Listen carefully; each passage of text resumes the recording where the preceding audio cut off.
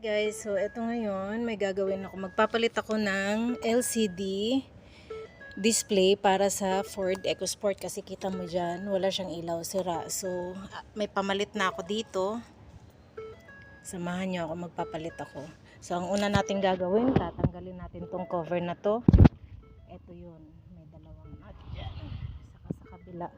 Tatanggalin natin kasi meron pang isa, dalawa, saka dito sa taas meron, tatanggalin din natin yung nut dyan. So panoorin nyo ako, magpapalit ako niyan. Okay.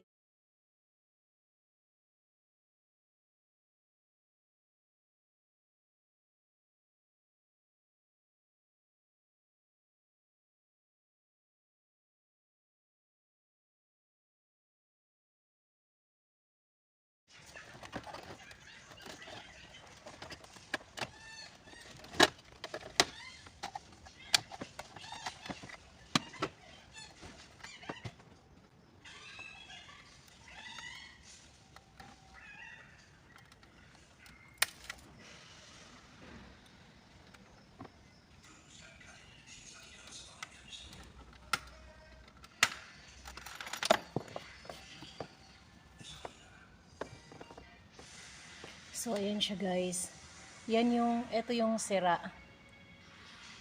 Ayan, so yan yung papalitan natin. Okay, hindi na siya gumagana eh. Diyan kasi nakikita kung naka-reverse ka or forward ka. Ganyan. So ito yung pamalit natin.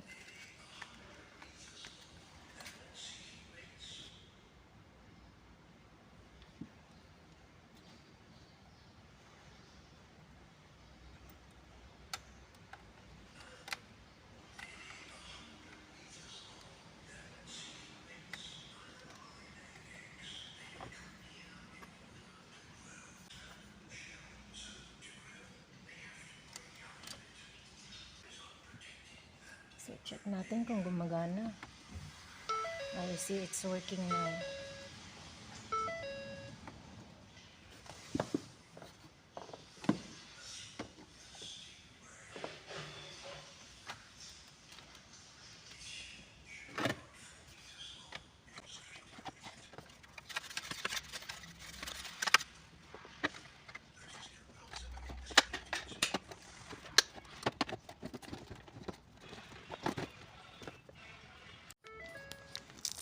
So yan na guys, tapos na tayo. 'Di ba? Nung una bago ko pinalitan yan, naka-ano yan, naka-off. Ngayon okay na. So ito yan. Yan yung sira. So pag halimbawa nagkaroon ka ng ganyang problema, hindi mo siya nakikita, wala kang nakikita diyan. This is the problem here. So kailangan mo siyang palitan. At pag nagpalit naman, nakita mo na kung paano ko siya ginawa. So ayan, good luck guys.